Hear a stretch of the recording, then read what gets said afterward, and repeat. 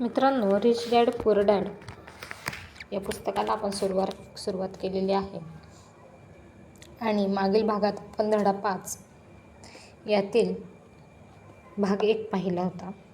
आता आपण धडा 5चा उर्वरित राहिलेला भाग सुरू करूयात. पैसा कसा निर्माण करतात याचं मी उदाहरण देतो. 90च्या दशकाच्या पूर्वार्धात फिनिक्सची अर्थव्यवस्था भयानक होती. मी गुड मॉर्निंग अमेरिका हा कार्यक्रम पाहत होतो. त्या कार्यक्रमात एक आर्थिक आराखडा बनवण्यात आला. तो अत्यंत निराशाजनक होता. त्याचा सल्ला होता, पैसा वाचवा. दर महिन्याला $100 तरी बाजूला ठेवा. तसं केलं तर 40 वर्षांनंतर तुम्ही लक्षाधीश असाल. दरमहा पैसे बाजूला ठेवणं ही कल्पना चांगली आहे. तो एक पर्याय आहे. त्याच्याशी अनेक जण सहमतही असतील. त्या माणसाच्या सांगण्यातला हा भाग बरोबर असला तरी पुढे काय करायचं हे त्याला माहीत नव्हतं.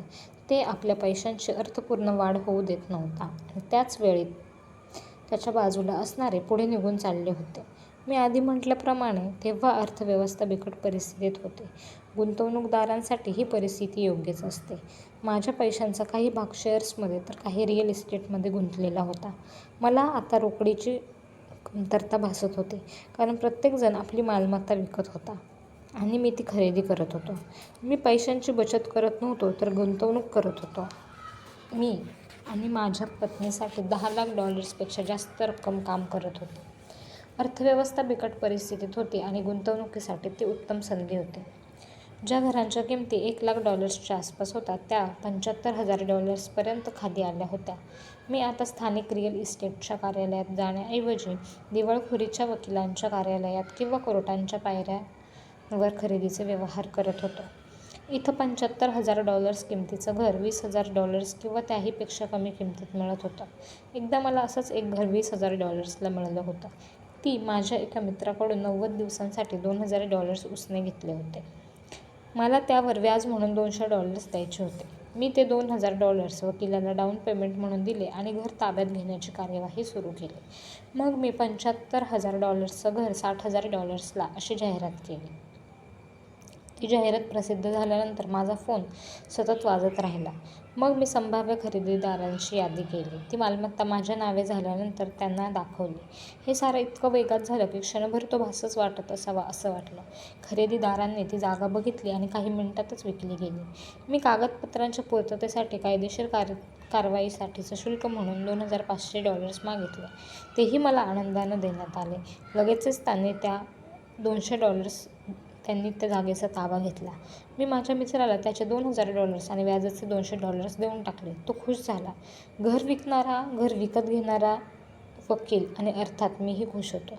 मी $20,000ला विकत घेतलेलं घर $60,000ला विकलं गेलं होतं. माझ्या मालमत्तेच्या रकण्यात प्रॉमिसरी नोट्सच्या रूपानं $40,000ची वाढ झाली आणि या संपूर्ण व्यवहाराला फक्त 5 तास लागले होते. आता तुम्ही अर्थसाक्षर आहात आणि संख्यांचा अभ्यास करू शकता, म्हणूनच मी तुम्हाला पैशांचा शोध लावण्याचं एक उदाहरण दाखवतो. आर्थिक बुद्धिमत्तेच्या साहाय्यानं पैसा कसा शोधला जातो, निर्माण केला जातो आणि संरक्षित केला जातो याचं एक उदाहरण आहे.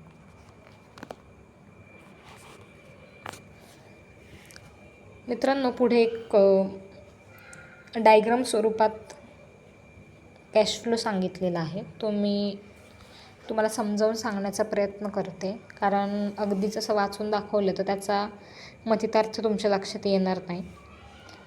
तर मी जेवढं इमॅजिनरी स्वरूपात तुम्हाला सांगण्याचा प्रयत्न करते तेवढं तुम्ही समजून घेण्याचा प्रयत्न करा. इन्कम स्टेटमेंटच्या अंडर काय येतं? उत्पन्न आणि खर्च. खर्च म्हणजे काय तर कर आणि गृहकर्जाचे हप्ते. नंतर येते बॅलन्स शीट. बॅलन्स शीटमध्ये येते मालमत्ता आणि कर्ज. समजा मालमत्ता ही $40,000च्या नोटा आहेत. म्हणजेच आत्ता रॉबर्ट कियोसाकी यांनी सांगितल्याप्रमाणे त्यांना $40,000ची वाढ त्यांच्या मालमत्तेत झाली होती घर विकून. तर त्यांची मालमत्ता जर $40,000च्या नोटा असतील आणि कर्ज म्हणजे त्यांनी ते घर ज्या रुपयांना घेतलं होतं ते $20,000 गृहकर्ज त्यांचं होतं. म्हणजे अखेर मालमत्तेच्या रकण्यात $40,000नी वाढ झाली. कर न भरता पैसे निर्माण झाले आणि 10% व्याजाने दरवर्षी कॅश फ्लोमध्ये $4,000ची वाढ होत राहिली. म्हणजे यातून थोडक्यात समजण्याचा अर्थ समजण्याचं तात्पर्य हेच की आपली मालमत्ता इज ऑलवेज ग्रेटर दॅन आवर कर्ज. म्हणजेच रॉबर्ट कियोसाकी याने $40,000 एवढं प्रॉफिट घरातून मिळवलं. आणि त्याच घरासाठी जेव्हा ते नव्यानं विकत घेतलं तेव्हा $20,000 खर्च केले होते आणि तेही अगदी गृहकर्जाच्या रूपातच होते. चला तर मग पुढे पाहूयात. या मंदीच्या काळात मी आणि माझ्या पत्नीनं फावल्या वेळात असे 6 व्यवहार केले. आमच्या पैशातील मोठा हिस्सा हा मोठ्या मिळकती आणि शेअर बाजारात अडकलेला होता. तरी देखील आम्ही या 6 व्यवहारातून $1,90,000ची मालमत्ता निर्माण केली. त्याचं उत्पन्न वर्षाला $19,000 झालं असतं. ते आमच्या खाजगी कॉर्पोरेशन्सच्या अंतर्गत येईल. त्यापैकी बहुतेक पैसे कंपन्यांच्या गाड्या, सहली, पेट्रोल, विमा आणि ग्राहकांसोबतचं जेवण यावर खर्च होतील. जेव्हा आमच्या उत्पन्नावर कर लादण्याची वेळ येईल तेव्हा ते कायदेशीर परवानगी असलेल्या टॅक्सपूर्वीच्या मुद्द्यांवरही खर्चही झालेले असतील. आर्थिक बुद्धिमत्ता वापरून पैशांचा शोध कसा घेतला गेला, तो निर्माण कसा झाला आणि संरक्षित कसा झाला याचं हे साधारण उदाहरण आहे. आता तुम्ही स्वतःलाच विचारा की या $1,90,000ची बचत करण्यासाठी किती काळ खर्च पडला असता. तुमच्या पैशांवर बँक 10% व्याज देईल. प्रॉमिसरी नोट्सचं आयुष्य 30 वर्षांचं असतं. त्यावर ते मला वर्षाला $19,000 व्याज देतात. त्यांनी मला मुद्दल परत देऊच नये असं मला वाटतं, कारण मुद्दल परत मिळेल तेव्हा मला कर द्यावा लागेल. म्हणजे 30 वर्षांचं माझं उत्पन्न $5,00,000. लोक मला विचारतात की एखाद्या माणसानं पैसेच दिले नाहीत तर काय घडेल? तसं घडतंही. माझ्यासाठी ती देखील चांगलीच बातमी असती. मी ते $60,000चं घर परत घेतलं असतं आणि $70,000ना पुन्हा विकलं असतं. पुन्हा त्यानं माझं $2,500चं शुल्कही मिळवलं असतं. तरीही ते नवीन खरेदीदाराच्या दृष्टीनं फायद्याचं झालं असतं आणि हे सुरूच राहिलं असतं. मी ते घर घेतलं आणि विकलं. माझ्याकडे तेव्हा $2,000 होते. तांत्रिकदृष्ट्या या व्यवहारात माझ्याकडे पैसे नव्हते. मला या गुंतवणुकीवर मिळणारा परतावाही प्रचंड आहे. हाती पैसे नसतानाही पैसे मिळवण्याचं हे एक उत्तम उदाहरण आहे.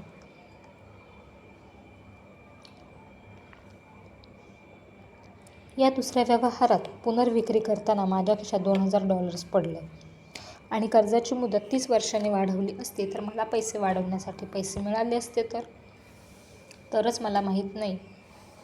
एवढं नक्कीच माहिती आहे की 40 वर्ष महिना $100 साठवण्यापेक्षा नक्कीच जास्त मिळाले असते, कारण मुळात ती गुंतवणूक $150ने सुरू झाली असती आणि ती कर दिल्यानंतर केली असती. आणि असे पैसे साठवले तर त्या साठवणुकीवर मला 5% व्याज मिळेल आणि कराचे 5% कापले जातील. थोडक्यात पैसे साठवण्याचा व्यवहार सुरक्षित असेल पण चातुर्याचा नाही. फिनिक्सचं रिअल इस्टेट मार्केट हा अमेरिकेच्या मत्सराचा विषय आहे. जी घरं आम्हाला $60,000ला मिळाली होती त्याची आजची किंमत $1,10,000 आहे. मालमत्ता विकण्याची संधी अजूनही उपलब्ध आहे, फक्त त्याची किंमत आपली बहुमूल्य मालमत्ता. वेळही खर्ची घालावा लागेल. संधी दुर्मिळ आहेत. आज या सौद्याच्या शोधात हजारो ग्राहक आहेत, पण खरे लाभदायक सौदे थोडेसेच आहेत. बाजार आता बदलला आहे आणि पुढे जाण्याचीही हीच वेळ आहे. मालमत्तेच्या रकान्यात वाढ करण्याची संधी शोधण्याचीही हीच वेळ आहे. तुम्ही इथं असं करू शकत नाही, हे कायद्याच्या विरुद्ध आहे, तुम्ही खोटं बोलत आहात अशी वाक्य मला नेहमीच ऐकावी लागतात. पण एकही क्षण मला हे कसं करायचं ते दाखवता का असं विचारत नाही. याचं गणित सोपं आहे आणि त्यासाठी तुम्हाला कॅल्क्युलेटर्सची गरज नाही. मी त्याविषयी जास्त काही लिहित नाही, कारण एस्क्रो कंपनी कायदेशीर व्यवहार आणि देण्याघेण्याचे काम हाताळते. एक लक्षात घ्या, मला कोणत्याही घराचं छप्पर नीट बसवायचं नाही किंवा टॉयलेटची साफसफाई करायची नाही. घरमालक स्वतःचं ते सगळं करत असतो. ते त्याचं घर आहे. अधूनमधून एखादा वेळेवर पैसे देत नाही, पण तेही चांगलं आहे. त्यामुळे माझ्या पदरी दंडाची रक्कमही पडते. एखादा बाहेर पडतो, तसं झालं की ती प्रॉपर्टी पुन्हा विकता येते. न्यायालय ते हाताळतात. तुमच्या भागात कदाचित हाच नियम लागू होणार नाही. बाजारातील परिस्थिती वेगळी असू शकते. हे उदाहरण एवढं स्पष्ट करतं की कमी पैसे आणि अस्थिर बाजार असतानाही लाखो डॉलर्स निर्माण करता येतात. पैसा हा करार आहे ह्याचं हे उदाहरण आहे. ज्याचं हायस्कूलपर्यंत शिक्षण झालेलं आहे असा कोणीही हे करू शकतो. तरीही बहुसंख्य माणसं हे करत नाहीत. ते कष्ट करा आणि पैसे वाचवा एवढाच आदर्श सल्ला देतात. अंदाजे 30 तास काम करून आम्ही मालमत्तेच्या रकण्यात $1,90,000ची भर घातली. त्यावर करही भरला नाही. आता या दोन्हीतलं तुम्हाला काय कठीण वाटतं असा प्रश्न विचारला आहे आणि 2 गोष्टी सांगितल्या आहेत. तर ह्या 2 गोष्टींपैकी तुम्हाला काय कठीण वाटतं ते तुम्ही तुमचं ठरवायचं. एक, की खूप कष्ट करा, 50% कर भरा, जे उरलं आहे त्यातून बचत करा, त्या बचतीवर 5% व्याज मिळेल आणि त्या व्याजावरही कर भरावा लागेल. ही झाली पहिली गोष्ट. दुसरी आहे, तुमच्या आर्थिक बुद्धिमत्ता वाढवण्यासाठी वेळ द्या. तुमच्या मेंदूचं सामर्थ्य आणि मालमत्तेचा रकाना यांना कामाला जुंपा. ही झाली दुसरी गोष्ट. मित्रांनो, ह्या 2 गोष्टी ऐकल्यानंतर आम्हा सगळ्यांनाच अगदीच दुसरी गोष्टच महत्त्वाची वाटली असेल. रॉबर्ट कियोसाकी यांनी तर हा सल्ला दिलाच आहे, पण तुमची मैत्रीण म्हणून मी अमृता, मीही तुम्हाला हाच सल्ला देते आणि मीही तो स्वतः आजपासून या क्षणापासून स्वतःच्या जीवनात अवलंबणार आहे. ते म्हणजे मी माझ्या आर्थिक बुद्धिमत्ता मिळवण्यासाठी, ती वाढवण्यासाठी वेळ देणार आहे आणि माझ्या मेंदूचं सामर्थ्य आणि मालमत्तेचा रकाना यासाठी मी स्वतःला वेळ देणार आहे. तर तुम्हीही हे जरूर करा. तुम्हाला नक्कीच याचा फायदा होईल. चला तर मग पुढचं पाहूयात. $1,90,000 साठविण्यासाठी तुम्ही जर पहिला पर्याय वापरलात, वेळ हीच तुमची मोठी मालमत्ता असेल, तर ते साठवण्यासाठी लागणारा वेळ त्यात मिळवा. पालक जेव्हा सांगतात की माझ्या मुलाचं शाळेत चांगलं चाललं आहे, त्याला उत्तम शिक्षण मिळतं आहे, तेव्हा मी शांतपणे मान हलवतो. ते चांगलं असेलही, पण पुरेसं कधीच नसतं.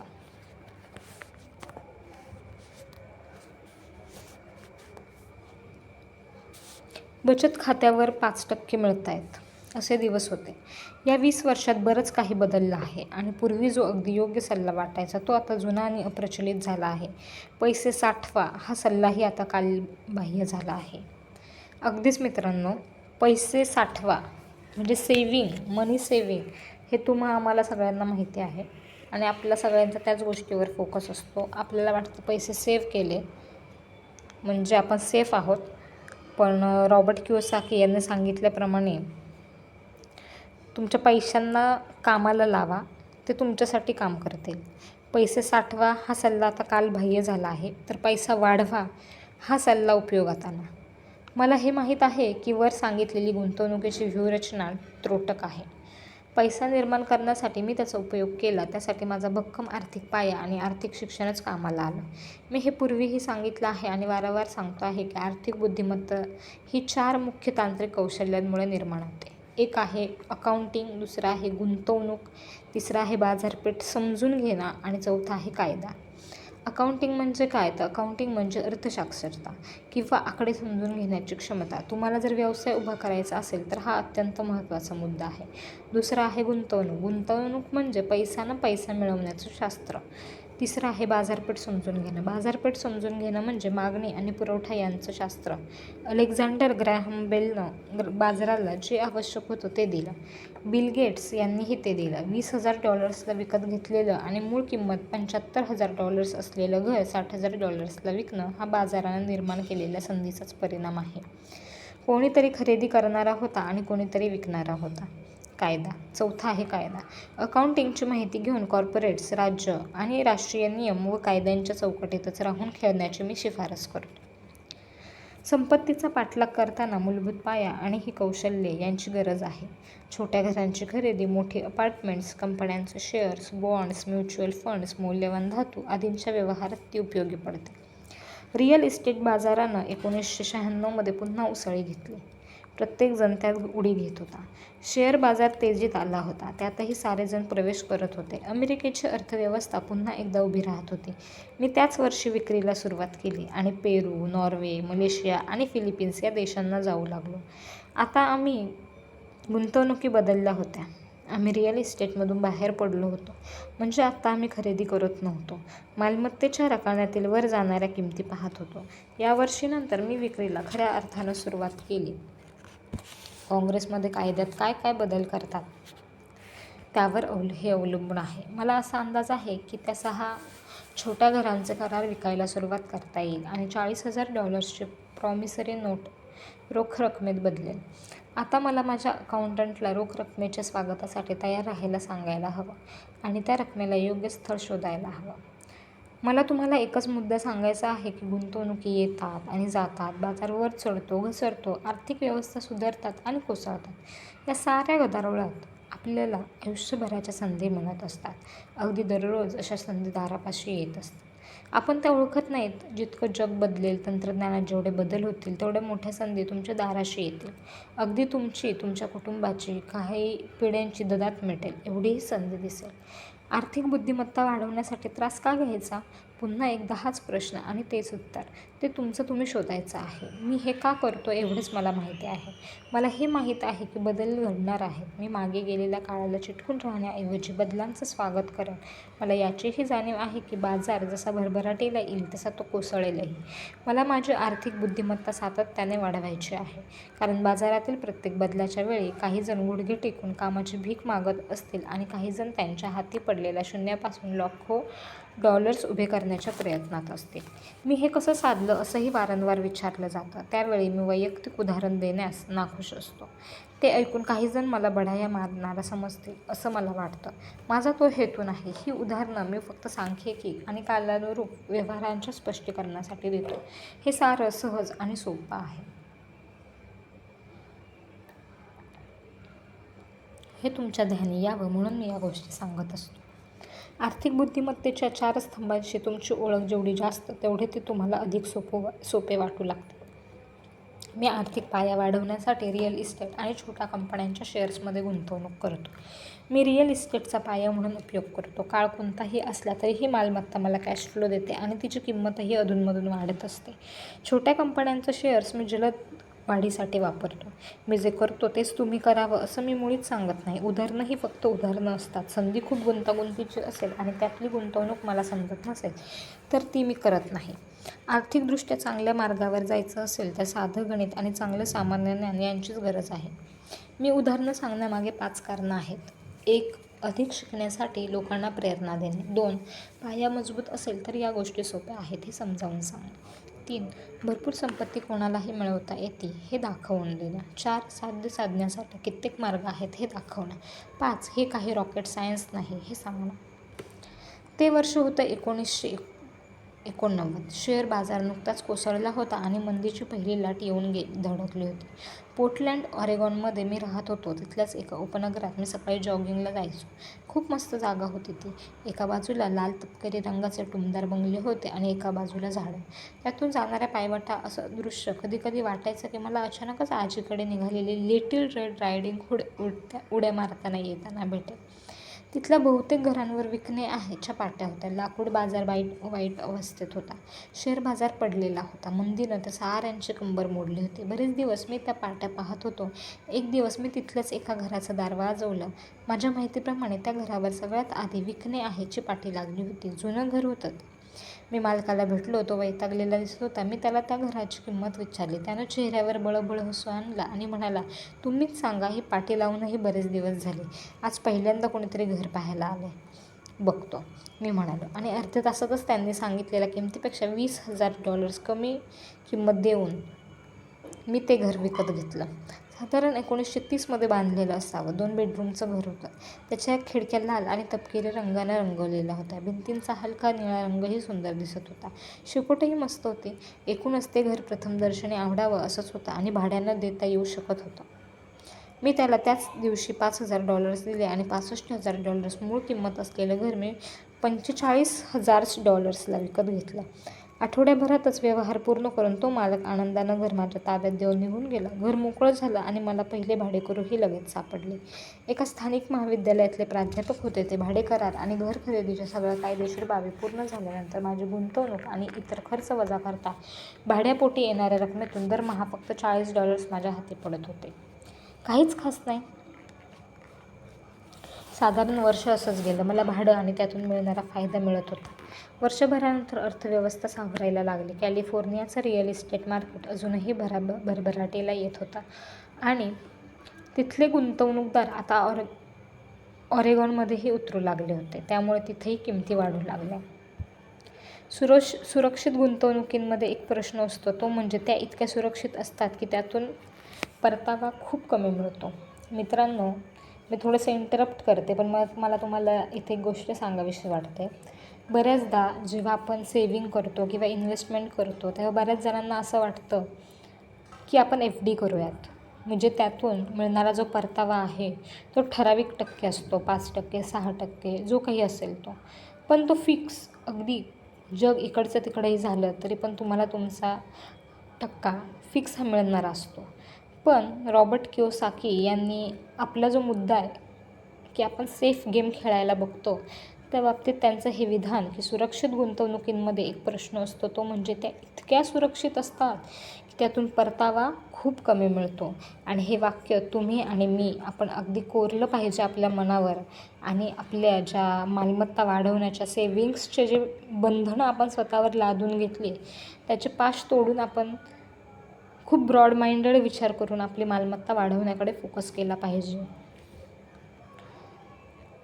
उरलेलं सुरू करूयात. कॅलिफोर्नियाच्याच एका तरुण दाम्पत्याला ते घर मी $95,000 विकलं. त्यांना तो सौदा किफायतशीर वाटला होता आणि माझ्याही पदरी $40,000 फायदा पडला होता. हा भांडवली नफा मी 1031 टॅक्स डिफर्ड एक्सचेंजमध्ये नोंदवला आणि अधिक रकमेची गुंतवणूक करण्यासाठी जागांचा शोध घेऊ लागलो.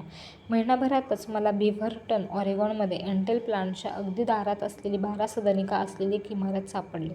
तिचे मालक जर्मनीत राहत होते आणि त्यांना इथल्या वाढत्या बाजाराची काहीच कल्पना नव्हती. त्यांना ती इमारत विकून टाकायची होती. त्या इमारतीची तेव्हाची किंमत $4,50,000. मी त्यांना $2,75,000ची ऑफर दिली आणि आमचा सौदा $3,00,000ला पक्का झाला. वाढीव किमतीची इमारत घेतल्यामुळे मला पहिल्या भांडवली नफ्यावर कर द्यावा लागला नाही.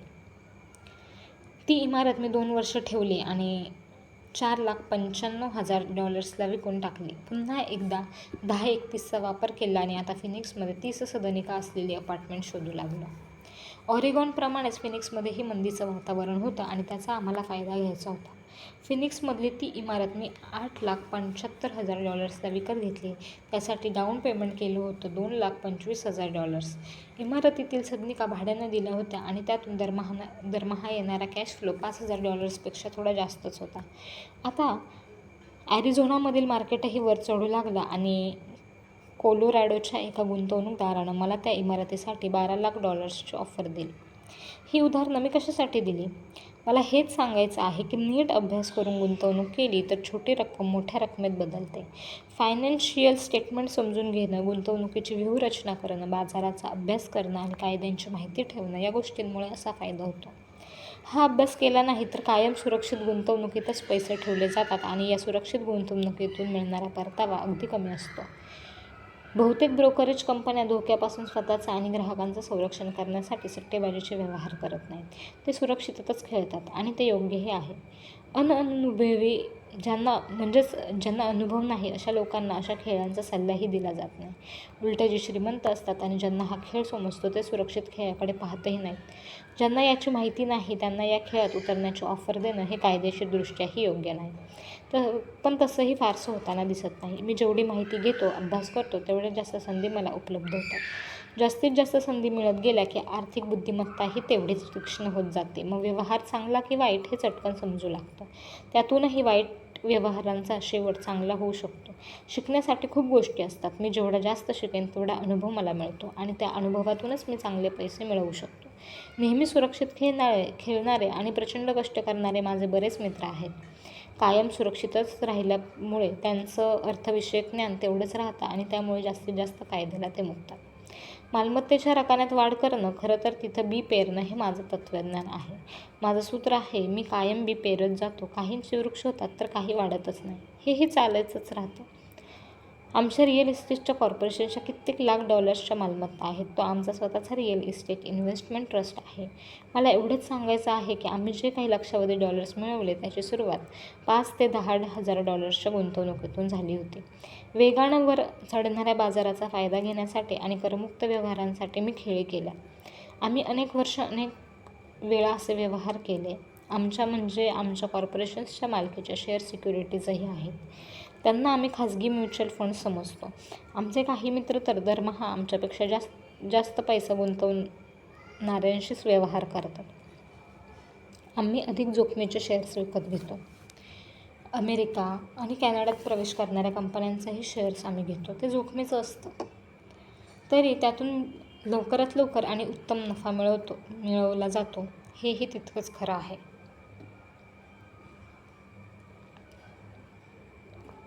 उदाहरणच देतो.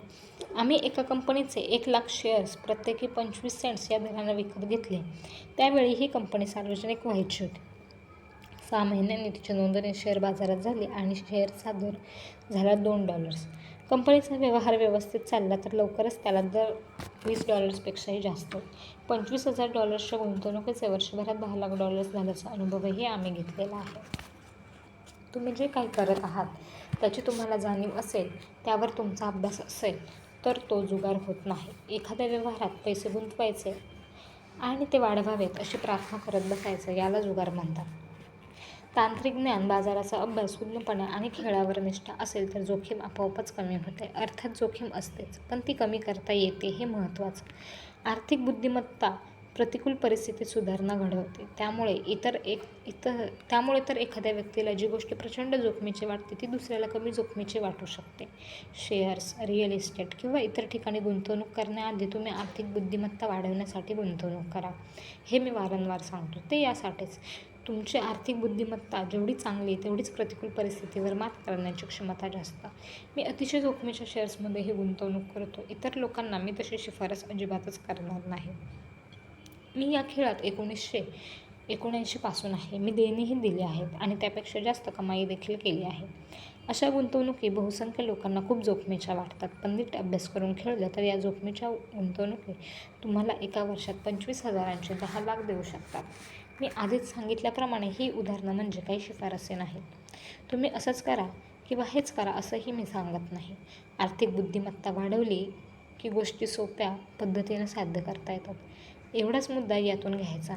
मी अगदी छोट्या गोष्टींपासून सुरुवात करतो. सामान्य माणसासाठी $1,00,000पेक्षा जास्त वार्षिक उत्पन्न चांगलंच असतं. 5 ते 10 वर्षात ते सहजपणे साध्य करता येतं. तुमची बाजाराची जाण आणि आर्थिक बुद्धिमत्ता यावर ते अवलंबून आहे. खर्च मर्यादित ठेवलेत तर पगाराव्यतिरिक्तचं वार्षिक $1,00,000 उत्पन्न आनंददायीच असेल. तुम्हाला नोकरी आवडत असेल तर ती करता करता थोडा वेळ बाजूला काढूनही असे व्यवहार करता येतात. करांविषयीचं ज्ञान वाढवलं तर त्यातूनही सूट मिळवता येतात. तुम्ही जे काही करत आहात त्याची तुम्हाला जाणीव असेल, त्यावर तुमचा अभ्यास असेल तर तो जुगार नाही. एखाद्या व्यवसायात पैसे गुंतवायचे आणि ते वाढवावेत अशी प्रार्थना करत बसायचं, याला जुगार म्हणतात. व्यक्तिशः मला रिअल इस्टेटचे व्यवहार आवडतात. एकतर हे व्यवहार स्थिर असतात आणि हळूहळू वर चढत जातात. मी मालमत्तेचा मूळ पाया भक्कम ठेवतो. कॅश फ्लोही बऱ्यापैकी स्थिर असतो आणि त्यावर व्यवस्थित ताबा ठेवला तर किमती वाढण्याचीही शक्यता असते. हा पाया भक्कम असल्यामुळेच मी जोखमीच्या शेअर्समध्येही खेळू शकतो. शेअर बाजारात मला खूप मोठा फायदा झाला तर मी नफ्यावर कर भरतो आणि उरलेली रक्कम रिअल इस्टेटमध्ये गुंतवतो आणि पाया अधिक भक्कम करतो. रिअल इस्टेटबद्दल आणखी एक महत्त्वाची गोष्ट, मी जगभरात फिरलो आहे आणि फिरतोय. अनेक शहरात माझी गुंतवणुकीवरची व्याख्यानं झाली आहेत. त्या प्रत्येक शहरात मला असं सांगतात की आम्हाला स्वस्तातली रिअल इस्टेट मिळतच नाही किंवा कमीत कमी पैशात चांगली जागा मिळणं शक्यच नसतं. मला हे पटत नाही.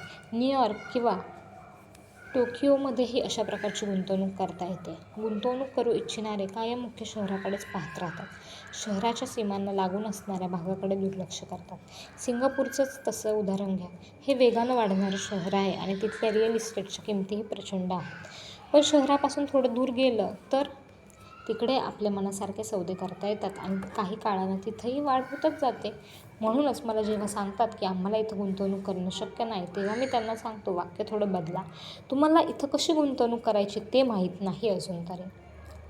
मोठ्या संधी डोळ्यांनी दिसत नाहीत, त्या मनानं ओळखायच्या असतात. बहुसंख्य लोक श्रीमंत होत नाहीत कारण समोर असलेल्या संधी त्यांना ओळखता येत नाही. ते आर्थिकदृष्ट्या प्रशिक्षित नसतात.